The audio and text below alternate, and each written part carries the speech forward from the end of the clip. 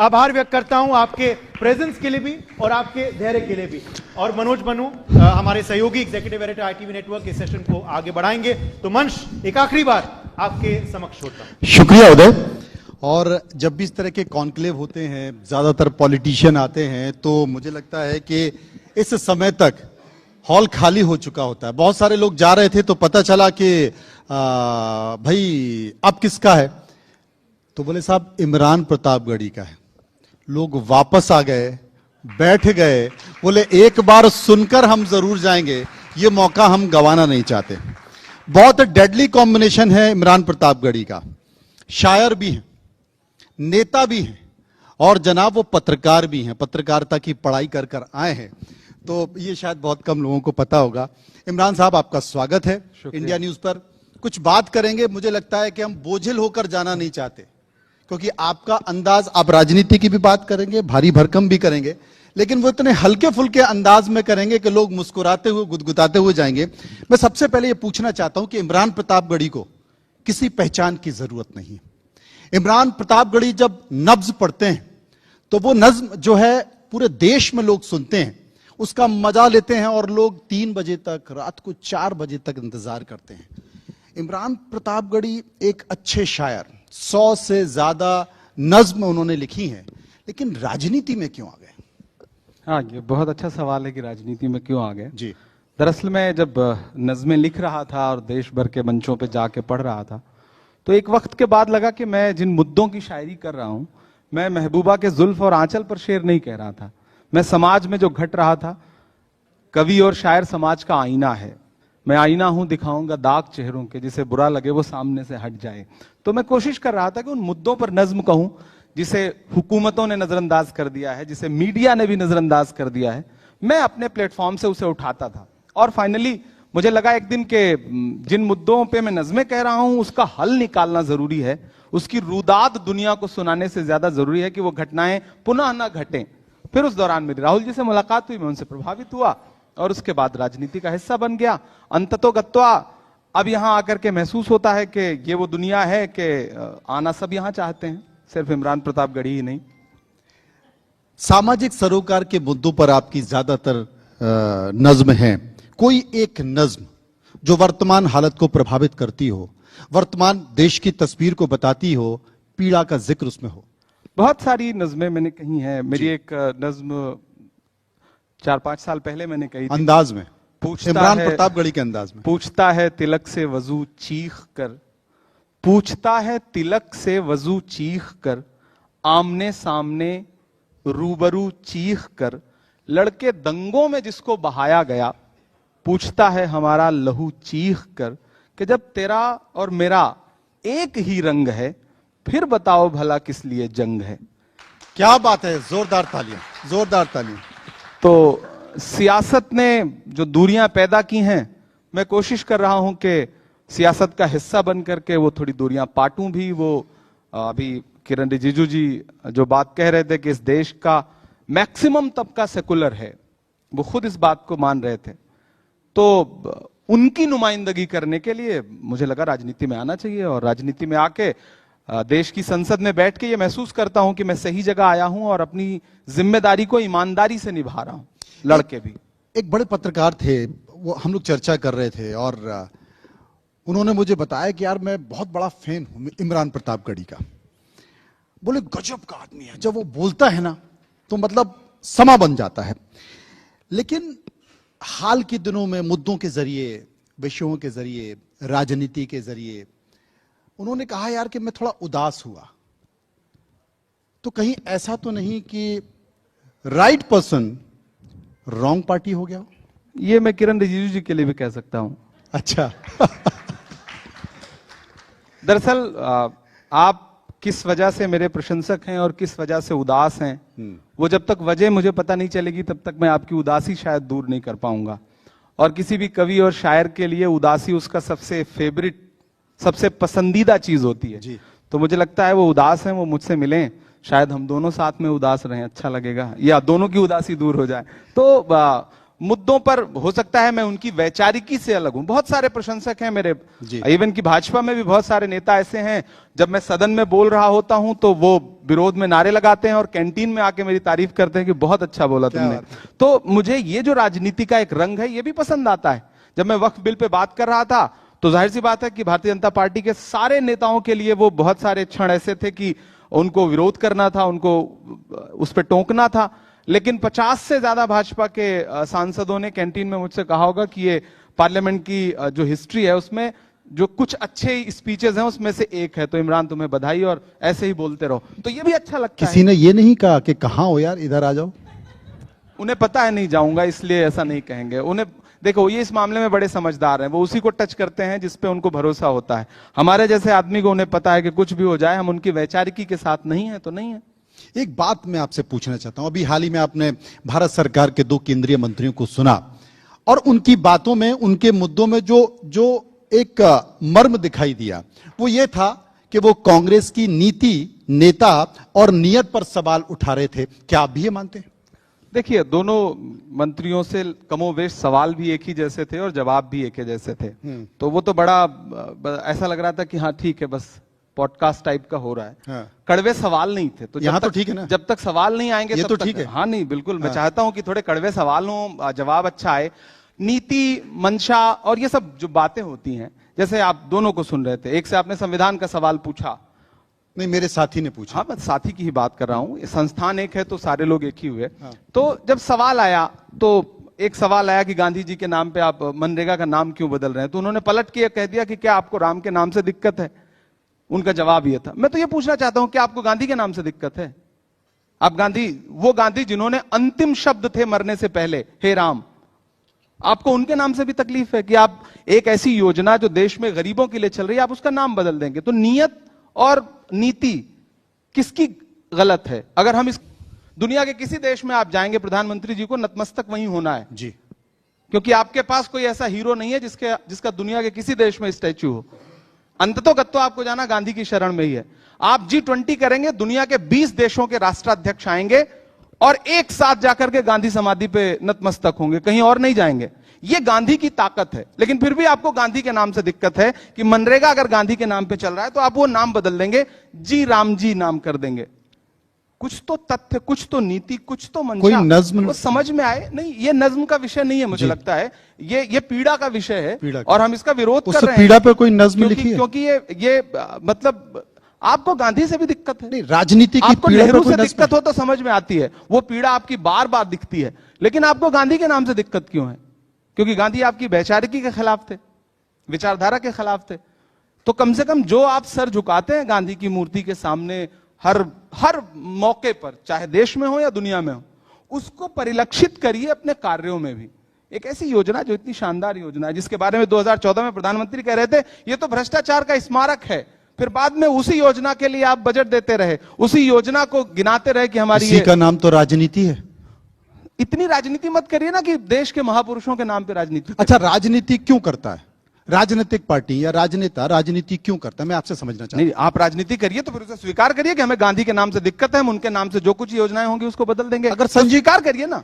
संधि विच्छेद करें तो राज करने की नीति, राजनीति, और राज आप तब कर पाते हो जब जनता के मर्म को समझते हो, जनता की नब्ज को समझते हो। और मुझे लगता है एक शायर, वो मुझे उर्दू में तो नहीं मैं बता सकता, लेकिन ये कहा जाता है कि जहां ना पहुंचे कभी वहां पहुंचे रवि। मुझे लगता है शायर जनता की सबसे ज्यादा नब्ज को समझ सकता है। यही मैं और अगर इमरान प्रतापगढ़ी को कांग्रेस का राष्ट्रीय अध्यक्ष बना दिया जाए तो मुझे लगता है कायाकल्प पलट जाएगी, क्योंकि सबसे ज्यादा नब्ज को समझने वाले एक शायर हैं। नहीं, मुझसे 100 गुना बेहतर तजुर्बा मल्लिकार्जुन खड़गे जी के पास आपका बड़प्पन है। और वो एक बहुत ही शानदार कांग्रेस पार्टी के अध्यक्ष हैं और बहुत अच्छा काम कर रहे हैं। इस उम्र में भी जो जज्बा पार्लियामेंट के फ्लोर पे खड़े होकर के 50-50 मिनट, 1-1 घंटे बोलने का, जो लड़ने का जो जज्बा है, वो कमाल है। सरकार तो नहीं बन पा रही, चुनाव तो हार रहे हैं। नहीं, देखिए, ये कह करके तो फिर तो अडवाणी जी को मार्गदर्शक मंडल में क्यों भेजा गया?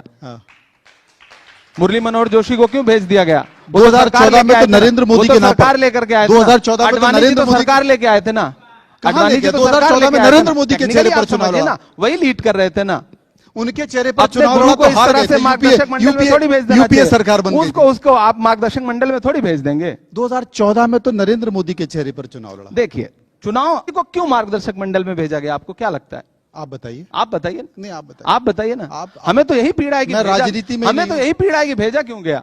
अच्छा। एक झटके में चले गए। दर्शक मार्ग से हटा के दर्शक बना दिया गया। कांग्रेस में ऐसे मुझे तकलीफ होती है, कांग्रेस मुझे उनकी पीड़ा देख के तकलीफ होती है। कांग्रेस में भी ऐसे बहुत सारे नेता हैं, वो अपनी पीड़ा व्यक्त करना चाह रहे हैं लेकिन मौका ही नहीं मिल पा रहा। कितना तो मौका मिल रहा है, कई तो भाजपा में जाके अपनी पीड़ा व्यक्त नहीं, कर वो रहे मैं हैं। असम के मुख्यमंत्री हेमंता शर्मा कह रहे थे कि मैं राहुल गांधी से मिलने गया, अपनी पीड़ा को बता रहा था, वो कुत्ते को बिस्किट खिला रहे थे। एक पीड़ा उनकी भी थी। मुझे नहीं लगता ऐसा सच होगा। बहुत सारे लोग सिंपैथी गेन करने के लिए भी झूठ बोलते हैं। ऐसा? हाँ, मैं राहुल जी से जितने लोग मिलते हैं व्यक्तिगत तौर पर, आप देखिए वो बहुत ही सहज हैं। और उनकी सहजता तो आपने 4000 किलोमीटर चलते हुए देखा है कि किसी के हाथ में अगर मतलब मिट्टी भी लगी है तो उसको भी गले लगा रहे हैं। किसानों के बीच में हरियाणा में जाके धान के खेत में खड़े हो जा रहे हैं। मजदूरों से मिलने के लिए सब्जी मंडी जा रहे हैं तो उसके साथ बैठे हैं।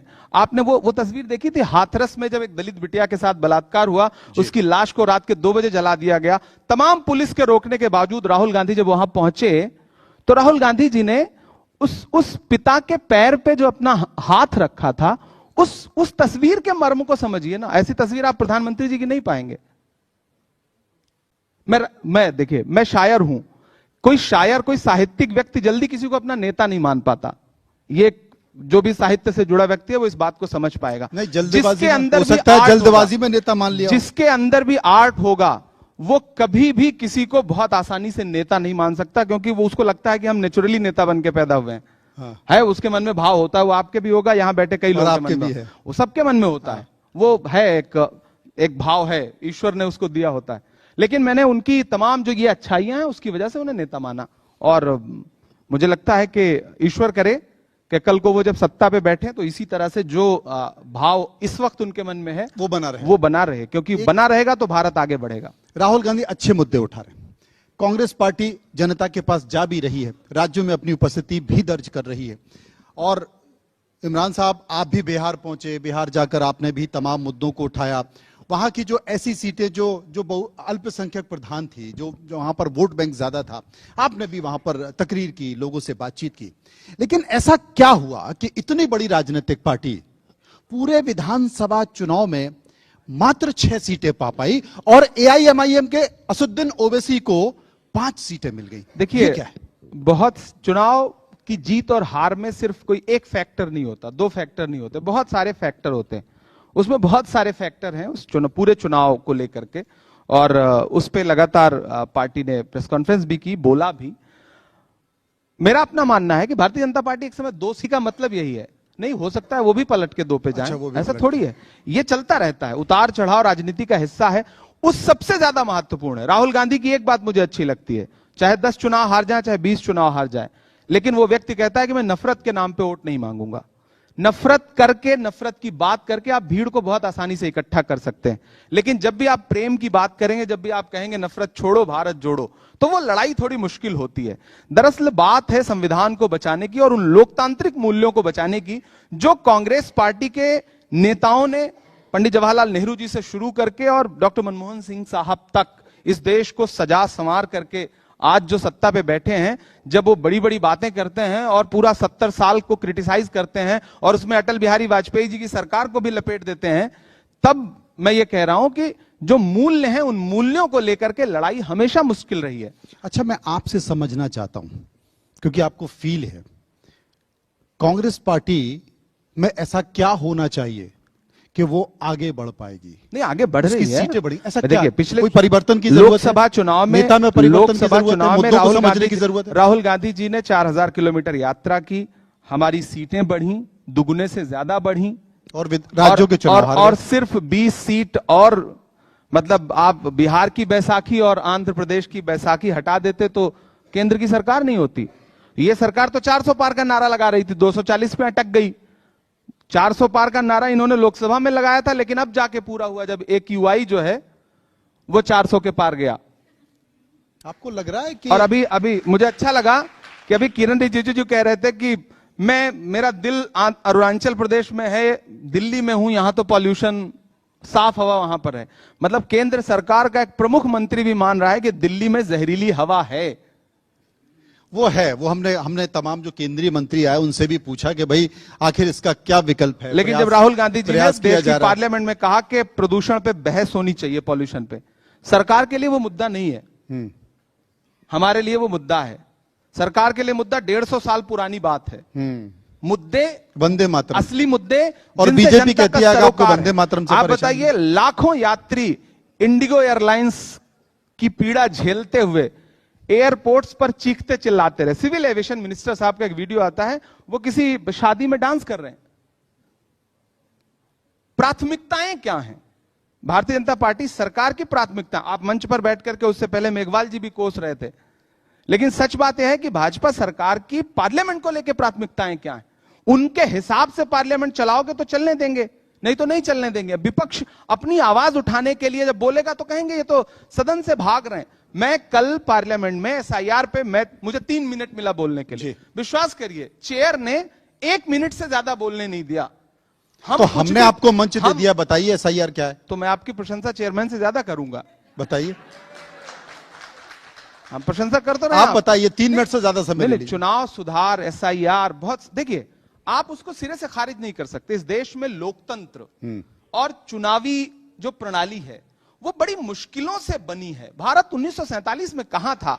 आज के बच्चे, आज के राजनेता कुछ भी बोल दें, हम आप अपने दादा को, अपने परदादा को कुछ भी बोल दें, लेकिन जो देश मिला था कि सुई नहीं बनती थी यहां पर, आज आप सब कुछ बना रहे हो और फिर आप कहते हो कि हमारे बाप दादाओं ने किया क्या। तो कहीं ना कहीं, लेकिन इमरान साहब, ये ऐसा कितनी गलत बात है ना। ऐसा क्या है कि जनता मान ले रही है, मानकर वोट दे रही है, राज्यों में सरकारें बन रही हैं, विपक्ष साफ हो रहा है, ऐसा क्या है? क्योंकि जबरदस्ती तो किसी से मनवाया नहीं जा सकता, कनपट्टी पे कट्टा लगा के तो नहीं मनवाया जा सकता। झूठ वाले कहां से कहां बढ़ गए और मैं था कि सच बोलता रह गया। झूठ आसानी से बिक जाता है और इस समय चूंकि कई तरह से उनको सहयोग है, उसमें थोड़ा इधर का भी सहयोग है। नहीं, मैं सहयोग दे रहा हूं। नहीं, आप नहीं दे रहे हैं। मैं, अच्छा, मतलब जब मैं मीडिया की बात करूं तो आप अकेले को थोड़ी क्रिटिसाइज कर रहा संकट हो जाता है, लेकिन पता नहीं है कौन मसला कैसा क्या कर दे रहा है। देखिए, होता ना, आप उनके झूठ को भी महिमा मंडित करके बताते रहो। जैसे मैं एक सिंपल सी बात कह रहा हूं, प्रधानमंत्री जी विदेश गए, अभी हाल फिलहाल चलते सत्र में गए, देश की मीडिया पे कोई बातचीत नहीं है। अगर विपक्ष ने आरोप भी लगाया कि प्रधानमंत्री जी आप मुद्दों पे बात करने के बजाय विदेश क्यों जा रहे हैं, ये प्रोग्राम अपना 4 दिन बाद क्यों नहीं रख सकते थे, उस पे बात नहीं हुई। लेकिन सुने ना, अब मैं जो कह रहा हूं, अब यही नेता प्रतिपक्ष गए, चले गए तो देश की मीडिया में चले गए थे। देश की मीडिया में बहस है। चले गए थे। नेता प्रतिपक्ष का जाना बहस है, प्रधानमंत्री का जाना बहस नहीं है। नहीं, प्रधानमंत्री प्रधानमंत्री मुद्दों से पार्टी क्यों जा करने रहे हैं? थोड़ी गए थे। भाई मणिपुर का मां नहीं बोलते, पर्यटन करने थोड़ी गए थे। कमाल है। तो आपको लगता दो है देशों कि के बीच के, अगर वो मुस्लिम किसी, देशों अगर की यात्रा, आपको पता 3 है, देशों की आपको यात्रा पता है करने नेता गए थे। प्रतिपक्ष क्यों गए? द्विपक्षीय वार्ता आपको लगता है नेता प्रतिपक्ष पर्यटन करने गए हैं? नहीं तो क्या करने? तो आप कैसे कह सकते हैं? नहीं, आपको नहीं पता है कि वो सेमिनार में गए, या आप बताइए। जानना नहीं चाहते? नहीं, सेमिनार, बात यही है ना देश कि के मीडिया, द्विपक्षीय, मीडिया देश के सेलेक्टिव रक्षा सौदे, देश की बातें नहीं, तो जरूर थोड़ा नेता बात कर प्रतिपक्ष लेते हैं। जा करके देश की सरकार को बातें, संसद में कोस लेते लोकतंत्र हैं। की बातें, जब आप विदेशी डेलीगेशन को बुला करके यहां बड़ी बड़ी बातें करते हैं और नमस्ते ट्रंप और वो सब सही है, नेता प्रतिपक्ष कुछ तो लोकतंत्र में बंद कर दीजिए कि नेता प्रतिपक्ष या विपक्ष का कोई भी नेता विदेश नहीं जा सकता, नहीं, चले जाकर जाए। के सेमिनार नहीं कर सकता, चले जाए। नहीं तो अगर जा रहा है तो फिर आप उसको क्रिटिसाइज कर रहे हो, अपने जाने को आप महान बता रहे हो। एक तरफ आप सरकार, अपने जाने को महान बता रहे हो। एक तरफ सरकार पर यह आरोप के सरकार संसद चलाना नहीं चाहती, दूसरी तरफ आप चले जाने, सरकार को घेर लो, तो मुद्दों पे घेर लो। प्रधानमंत्री क्यों चले जा रहे हैं? मैंने और कहा, कैसे घेरें, कहां घेरें, 3 देशों किस की मंच पर घेरें? जब हम देश की पार्लियामेंट में घेरते हैं तो आप सदन एडजर्न कर दोगे। मैं मेंबर ऑफ पार्लियामेंट के बन के आया, बड़े सपने सजा के आया था कि स्टूडेंट्स के इश्यूज पे बात करूंगा, किसानों के मुद्दों पे बोलूंगा, अल्पसंख्यकों के मुद्दे पे बोलूंगा। एक सेशन में सिर्फ और सिर्फ एक शब्द सुनता था, एडजर्न, एडजर्न। ऐसा तो नहीं, मतलब यकीन करिए, उसके बाद एक बार हम लोगों ने आवाज उठाई तो पता चला एक साथ भारतीय संसदीय इतिहास में 146 सांसद एक साथ लोकसभा और राज्यसभा में सस्पेंड कर दिए गए। उसके बाद करा लीजिए सारे बिल पास। अच्छा एक बात बताइए ईमानदारी तो से। आप बताइए ना, मतलब एक बात, नहीं, आप देखिए, सवाल से भागिए मत ना। नहीं भाग रहा, आप बताइए ना, ये गलत है या नहीं? संसदीय मर्यादाओं का आप पालन नहीं करेंगे, दोनों को क्योंकि पालन करना चाहिए, आप सत्ता पक्ष में को हैं, भी करना आपको पालन चाहिए, बिल्कुल कोई बिल्कुल भी करना नहीं, चाहिए। कोई भी मैं नहीं। जिम्मेदारी अभी के तो साथ कहता हूं, जिम्मेदारी पक्ष को भी आपकी है। करना देखिए, यहाँ चाहिए, माइक आपके विपक्ष को हाथ भी में, करना चाहिए, यहाँ लीड आप कर रहे हो, तो दोनों को करना ज्यादा चाहिए। जिम्मेदारी आपकी है। बिल्कुल है, क्योंकि यह मंच आपका है, आप इसके मुखिया हो, आप जब तक चाहोगे तब तक मैं बोलूंगा, आप जब चाहोगे माइक बंद कर दोगे। नहीं, बिल्कुल हुआ क्या? ऐसा ही होता है। आप नहीं, थोड़े यहाँ- लोकतांत्रिक हैं, अच्छा। वहां बिल्कुल नहीं है। अच्छा, चलिए कम से कम ये कह तो दिया कि लोकतांत्रिक है। एक बात मैं कहना चाहता हूं, अभी आपने कहा कि मैं बड़ी उम्मीदों के साथ राजनीति में आया, संसद में आया, लेकिन अर्जन कभी लगता है कि यार गलत आ गया? यार ये बड़ा पीड़ा वाला सवाल है। बता दीजिए। देखो 20 बार ऐसा होगा कि आपको लगता होगा कि आप गलत प्रोफेशन में हो। नहीं, एकदम सही हूं। नहीं, वो तो ये तो आप Perfect। मंच पे बोल रहे हो। नहीं, यकीन बता रहा हूं आपको, मैं परफेक्ट। दुनिया के किसी भी व्यक्ति से मिलिए, हर व्यक्ति को लगता है कि मैं गलत जगह आ गया हूं। मुझे नहीं लगता। हर प्रोफेशन के। ये आप झूठ बोल रहे नहीं, हो। आप मैं कवर सच फायर कह रहा हूं कि आप झूठ बोल रहे हो। नहीं, मैं गारंटी से कह रहा हूं, रात की तन्हाई में आज आप घर जाना, आंख बंद करना और सोचना, आप खुद मानोगे कि आप गलत जगह फंसे हो, आप किसी और काम के लिए बने। आप जवाब देना नहीं चाहते हैं। ये किसी भी आप जैसे जवाब होता है देना ना, नहीं जवाब चाहते। देने वाली बात नहीं। ये किसी भी मतलब जिसको सोचने समझने की ईश्वर ने, खुदा ने सलाहियत दी है, ताकत दी है, वो हर दिन उसको लगता है मैं जहां हूं ये मेरे ख्वाबों की दुनिया नहीं सही, लेकिन मैं आ गया हूं तो थोड़ा कयाम करता चलूं, नजीब हुजूर आपका भी एहतराम करता चलूं, इधर से गुजरा था सोचा सलाम करता चलूं। क्या बात तो है? बेसिकली सच बात है कि राजनीति ऐसी बर्बर दुनिया है ना कि आपको बारहा ऐसा लगता है कि यार ये मेरे ख्वाबों की दुनिया नहीं है, नजीब, लेकिन आपको ये लगता है कि यार मैंने जो ख्वाब देखे हैं उन ख्वाबों को पूरा करने के लिए इस दुनिया में रहना तो पड़ेगा, तो शायद इसीलिए हूं, वरना कब का छोड़ देता। क्या बात है। देखिए अंतिम समय में उन्होंने कहा कि इसलिए हूं वरना कब का छोड़ देता। ये मर्म है, इसको समझिए। नजीब, मदरसा, लाल किला, फिलिस्तीन और हाँ मैं कश्मीर हूं। हाँ मैं कश्मीर हूं द्रवित करता है, उसकी नज्म थोड़ा सुनना चाहते। नहीं, मैं कोशिश मैंने हमेशा की कि वो तमाम मुद्दे जो सच में जिन पे बहुत विनम्रता और बहुत संवेदनशीलता के साथ बात होनी चाहिए, वो मुद्दे जिन पे बात नहीं हो रही है, मेरा विषय वही था। मैंने कहा ना, मैंने महबूबा के जुल्फ और आंचल पे शेर नहीं कहे, तो मैं इन मुद्दों पे लगातार बोलता रहा हूं। जब मैंने नज्म पढ़ी नजीब के वक्त में कि सुना था कि बेहद सुनहरी है दिल्ली, समंदर सी खामोश गहरी है दिल्ली, मगर एक मां की सदा सुन न पाए तो लगता है गूंगी है बहरी है दिल्ली। तो वो एक शायर की पीड़ा है और वो पीड़ा बरकरार है, क्योंकि नजीब जैसे न जाने कितने बच्चे हैं, वो कोई नजीब हो, कोई सुरेश हो, कोई गोपी हो, अगर बच्चों के साथ, अगर इस देश में माओं के साथ अत्याचार है तो मुझे लगता है कि मुझे लगातार बोलना चाहिए। मैं शायरी का फर्ज निभा रहा हूं। कहा गया है सुना गया है कोई न बोले, ज़बां दराजों को मशवरा है कोई न बोले, अजीब लुकनत पसंद हाकिम से वास्ता है, जो चाहता है जो सोचता है कोई न बोले।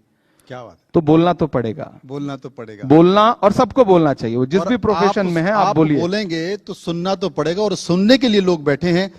हाँ मैं कश्मीर हूं, ये मैं सुनना चाहता हूं। मुझे लगता है वो देखिए, ये राजनीतिक और पत्रकारिता के मंच पर वो नज़में नहीं सुनाई जा सकती, कभी फुर्सत से सुनाएंगे। मैं आपके मंच पे हूं, मैं 4 लाइनें वैसे ही पढ़ देता हूं, आप चूंकि आपका आदेश है, बिना सुने आप जाने नहीं देंगे। नहीं, मैं सुनना चाहता हूं। कि मेरा मन चाक प्रसन्न है जिगर फिर भी आए हैं रफू करके। क्या बात है। अभी किरण जी बैठे थे और हज और उम्रा पे बात कर रहे थे, मुझे अच्छा लग रहा था। यही हिंदुस्तान है जिसका हम ख्वाब देखते हैं। काश ये हिंदुस्तान बचा रहे। और अब मैं इमरान हूं, चूंकि उस सेशन के बाद यहां बैठा हूं, तो मेरा फर्ज है कि मैं ये पढ़ूं कि चाक है जिगर फिर भी आए हैं रफू करके, जाएंगे हकीकत से तुमको रूबरू करके, प्यार की बड़ी इससे और मिसाल क्या होगी, हम नमाज पढ़ते हैं गंगा में वजू करके, हम नमाज पढ़ते हैं गंगा में वजू करके। हम किसी भी प्रोफेशन में रहें, किसी भी दुनिया में रहें, बस दुआ करिए कि वो भारत बचा रहे जिसके लिए किरण रिजिजू हज और उम्रा की बात करें और इमरान गंगा में वजू करके पढ़ने की बात करें। और जो भी इन दोनों मोहब्बतों के खिलाफ हैं, भारत को उनसे ऊपर वाला बचाए, यही दुआ करूं। और ये भारत की खूबसूरती भी। एक अंतिम सवाल मैं पूछना चाहता हूं, इमरान प्रतापगढ़ी पहले से ज्यादा स्मार्ट हो गए हैं। आपने कितना वेट कम किया? सही बता रहा? 3-3.5 महीने में 15 किलो कम किया। तालियां। तो मुंबई से, बॉलीवुड से कोई ऑफर आया? माशाल्लाह। राजनीति और मुशायरे की दुनिया को भी खूबसूरत लोगों की जरूरत है। ऐसा क्या?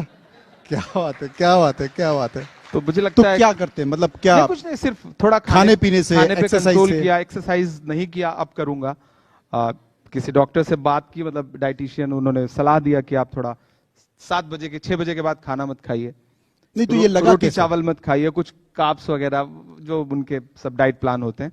और फाइनली मुझे बहुत अच्छा रिजल्ट मिला, मैंने 15-16 किलो वजन कम किया और बहुत अच्छा फील कर रहा हूँ। मुझे लगा, वही मैंने कहा कि कोई बॉलीवुड का किसी ने कहा इमरान प्रतापगढ़ी यार, मैंने कहा यार वो तो बहुत थोड़ा फैटी है, मोटे है। बोले नहीं साहब यही है। मैंने कहा क्या बात है, माशाल्लाह, लगता है मुंबई जाने वाले हैं क्या? नहीं, हमारा नेता बहुत फिट है, वो 4000 किलोमीटर चलते हैं। कब किसी यात्रा पे कहें कि चलो चलना है, तो मुझे लगा कि फिट हो जाना ज्यादा जरूरी है। राहुल गांधी के साथ कदम ताल करना है तो आपको फिट रहना जरूरी है। मेरा एक शेर है ना कि जो हर जालिम से टकराएगी वो आंधी बनाऊंगा। क्या बात है। नए अंग्रेज आए हैं, नया गांधी बनाऊंगा। तो बहुत बढ़िया, चलना है उनके साथ। बहुत बड़ा। खुदा आपको ऐसे ही खूबसूरत रखे, स्वस्थ शुक्रिया। रखे। बहुत बहुत शुक्रिया, बहुत आप शुक्रिया। इंडिया न्यूज के बहुत मंच पर अच्छा आए। लगा आपसे बात और बेसिकली समापन की ओर है, इसलिए इमरान प्रतापगढ़ी को हम लोग सुनना चाहते थे। बहुत बहुत शुक्रिया। Thank you। और भविष्य के लिए शुभकामनाएं आपको। और इससे बिल्कुल, इससे मन तो कर नहीं रहा था कि ये सेशन का अंत हो, मगर वो वक्त आ ही गया। और इससे ज्यादा खूबसूरत अंत नहीं हो सकता था इस मंच का। जिस तरह से हमने आगाज किया उसी खूबसूरती से हमने अंत किया है। एक बार फिर से जोरदार तालियां बजती रहनी लम्हा को चाहिए। हम